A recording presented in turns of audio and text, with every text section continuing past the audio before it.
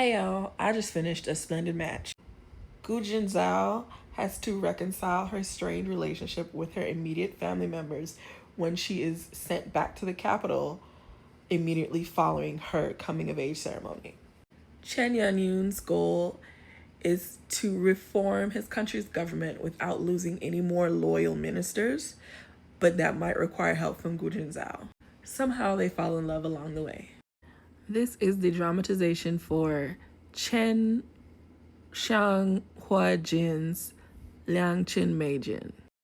Just to knock out the formal, this was a relatively faithful adaptation of the novel up until about the last 5 episodes. A few things were changed, but they're relatively necessary changes.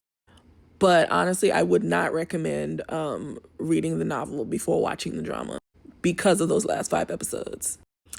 I honestly gave it a 7, so let me tell you why. First off, I read this book in April. I knew they were mostly done filming because I remember looking on MDL and seeing the cast photos and everything. But I was still of the impression that the show itself was going to be called Liang Chen Mei Jin because you got to remember Sijin kept his Chinese name and they just had not changed the title in April. Now when this premiered in May, they changed the title, and I think it was a couple of episodes away from being done before I looked at this summary. I looked at the pictures that were coming out, and I looked at the summary, and I was like, I know this novel. So then when I looked up on MDL, and it was Liang Chen Mei Jin, I said, oh, okay, I'm gonna watch that. And I'm gonna start with the good things about this drama, okay? The actor who plays Chen Yanyun, I believe his name is Sisha. Gorgeous. Great work. Amen.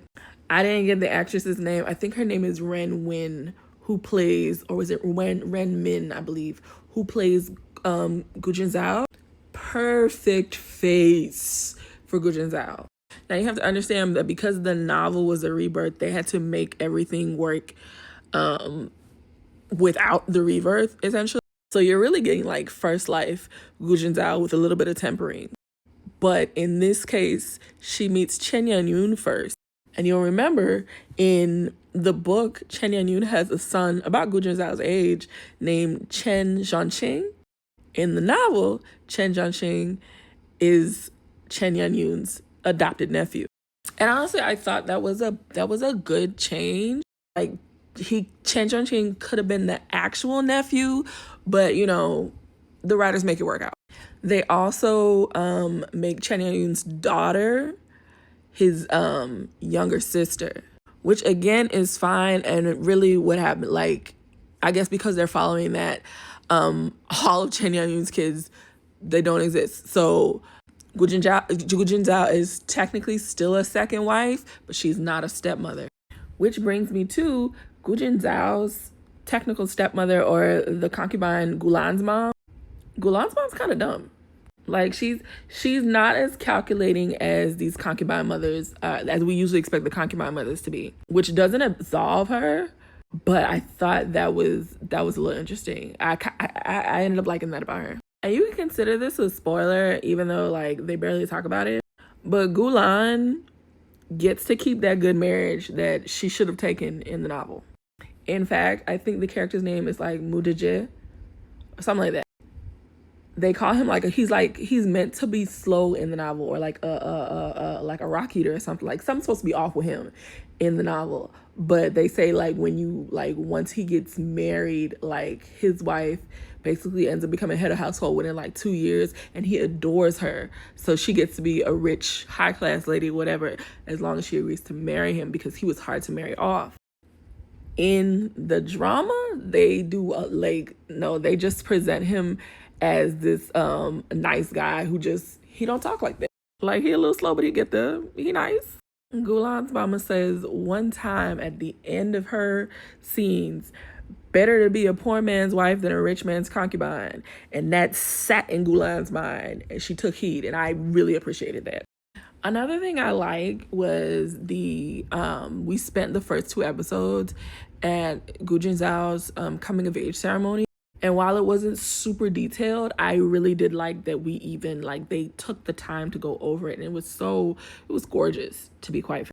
And there was something else that they did in regard to like the back house or the inner courtyard organization, but I completely forgot. But I appreciated that they did it kind of early in the show, that we even got to see it.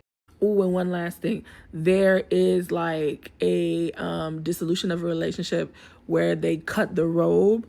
I've seen it done in a vertical drama. I know that they do it in the novels. I've never seen it in a long drama. So I appreciated that as well.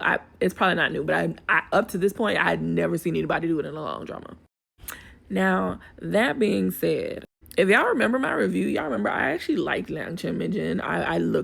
I decided that I was going to go ahead and watch the show because I wanted to see how it worked out. I don't think that some of the decisions that were made in this show were bad, per se, but them last 5 episodes, whoever wrote them needs to get a beating. So you have to consider Liang Chen Mei by its 3 like major leads, which is Gu Jin Zhao, who gives us, like the marriage plot, back house, inner courtyard struggles. Then you have Chen Yun, who makes this a political thriller, really. And then you have Ye Xian, who is supposed to be a tragedy of empire because he is technically a part of the empire's family, I think through his mom.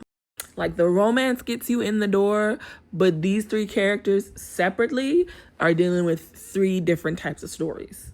They do mesh, but The writers decided that Ye Xian was not having a tragedy of empire. They completely dimmed that relationship fully down, even though there's hints that it's still there.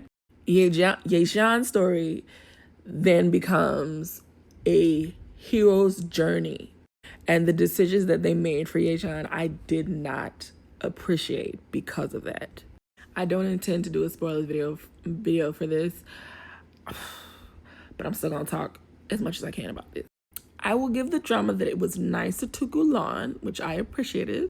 Technically a little nicer to Gulian, but like a couple of these storylines were just made to be, were changed for the sake of drama, and I didn't like that. Like Chen Shanqing's whole... Listen, I appreciated that he was the nephew and not the son, but I did not appreciate how how his storyline was backed in, because it really was made for drama. And I was just like, was the fact that Jin Zhao had a crush on Shanqing and then ended up marrying Chen Yanyun not enough? Like, I just felt bad for that boy. I appreciated the baby emperor being a quick learner, but still being a child. But I did not appreciate the absence of the Chen nephew that was a concubine baby that was supposed to grow up to be a military genius. Like, I kept hoping he would show up in some way for Chen Yanyun's younger sister. But as I'm sitting there and thinking about that fucking ending, like, no, military genius nephew was necessary. Why didn't we get him? And honestly, those last 5 episodes were legitimately fan fiction. Like, the original ending apparently wasn't dramatic enough. And again, it was in service to their decision to make Ye Xian's story a hero's journey. And I did not appreciate that. And I know I'm not the only fan who feels like them last 5 episodes were like stupid. Because first off, there were so many damn montages in this drama, like once you get like past episode 20, I think, that I just got annoyed, because I feel like we could have taken back about 2 episodes because of those fucking montages.